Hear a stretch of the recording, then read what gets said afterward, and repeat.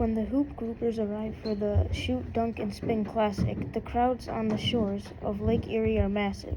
Adults and children alike are snacking on funnel cakes, clutching stuffed animals, one at the game booths, and generally enjoying an unseasonably warm day at the Lakeside Fall Festival. As Hoop Group's captain, Tamik, checks in for the team and is given a sheet of paper that explains the rules for the day's events. Hoop Group will complete in 5 different challenges for their age bracket: the 3-point contest, the layup showdown, the fast pass, the free throw contest, and the vertical leap off. Each team puts one player in each of the 5 contestants, and no player can compete in more than one contest. Tamik reads and rereads the last line. Each team puts one player in each of the 5 contests, and no player can compete in more than one contest. This is obviously a huge challenge for the still 4-person hoop group, but Tamik has already prepared. Even though they don't have enough members to compete in each contest, she has calculated that if Hoop Group takes the first place in the first 4 contests, they might be able to forfeit the 5th competition and still have enough cumulative points to win. It's a high-risk strategy, to be sure, but it's the only one they have.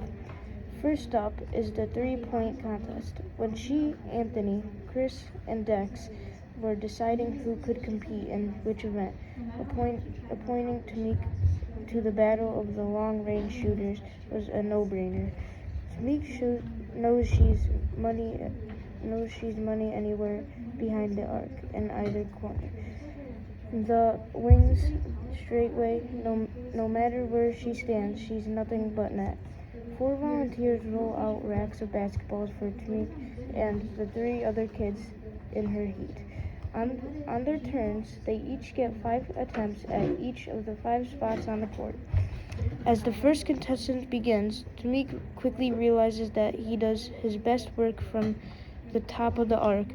He hits 4 of 5 there, but he only picks up 3 more baskets during the entire rest of his turn, giving him a total of 7 points. The second kid is a little better, and he moves into the lead when he makes 9 threes out of 25 attempts. Finally, it's Tamik's turn. Tamik sinks only 1 basket from the rack in the left corner as she moves to the left wing. She wishes she had taken more time to warm up. The second rack is a little better. She hits 2 of 5, but she really heats up at the straightaway position.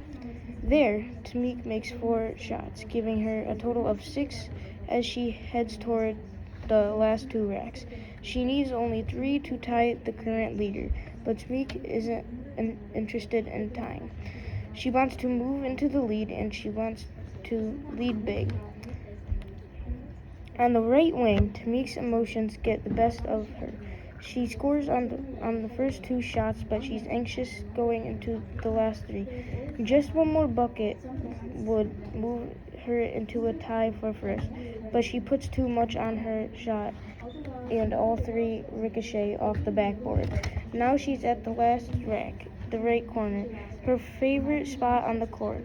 She takes 2 deep breaths, picks up the ball, and takes a couple of dribbles. She lets the ball fly, and the crowd cheers as the first ball pops through the net. Her second shot is money, 2 sliding effortlessly through the rim.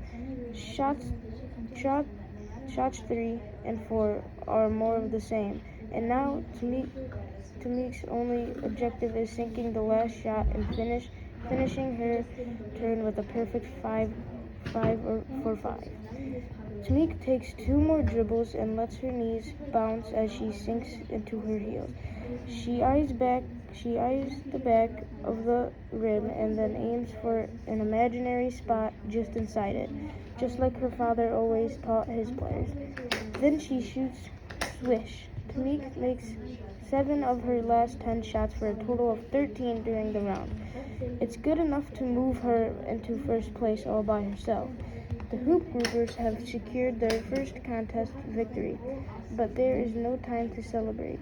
They must move quickly to the next three, starting with the layup showdown, which pits each competitor against an obstacle course of cones, ropes, and defender dummies. To win, the player must stay on their feet and avoid the challenges while driving to the basket. Points are only counted if the layup is made and the more creative the drive. The more twists and turns the shooter can incorporate, the more points they get. Chris is the hoop group representative in the layup showdown, and his first of 3 allowed attempts is perfect.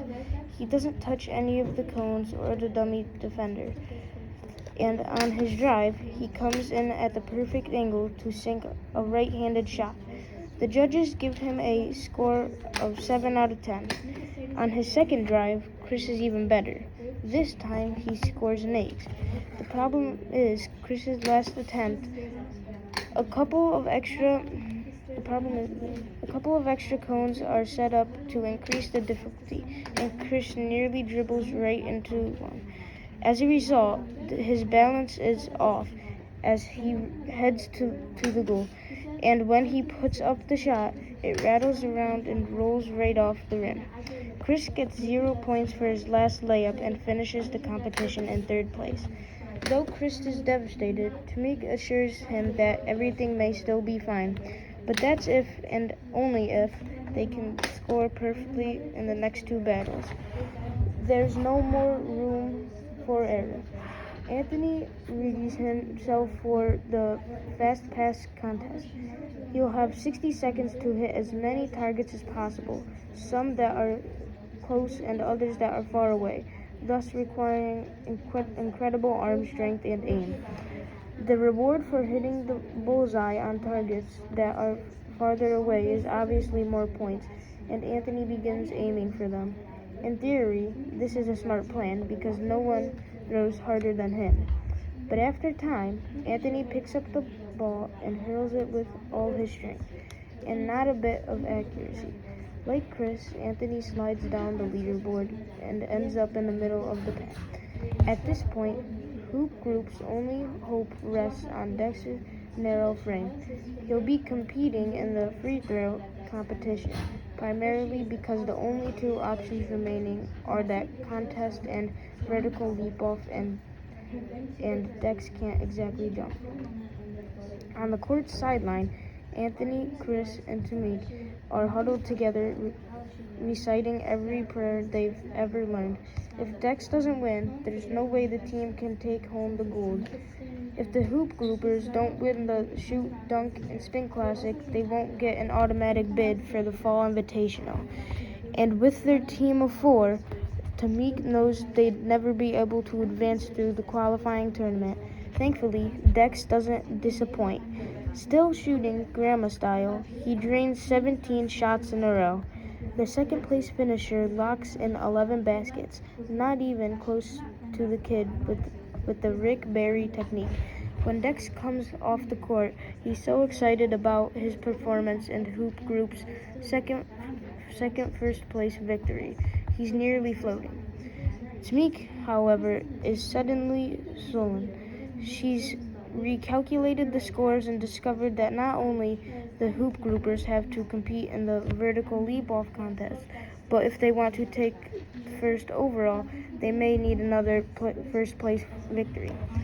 This is impossible, of course. Hoop group still has only 4 players, and the rule that none of the athletes can compete in more than one event is rock solid. As the reality of their failure sets in, Anthony, Dex, and Chris begin untying their sneakers, ready to slip on their slides and head home for the day. Tamik is frozen in place, though her anger and frustration burning hot in her chest. She hates that her dad was right, that maybe her hoop group is just a second-rate version of the program he created. And she hates that now, for the first time in decades, hoop group won't be able to compete in the fall invitational tournament. Tamik's vision is starting to blur as water clouds her eyes. But when she begins walking toward the judges' table to let them know that her team will have to forfeit, she can barely make out an image of a kid running toward the table at full speed. She blinks back her tears. Once again, Tamika can clearly and she can see exactly who is running toward her. It's Jaden.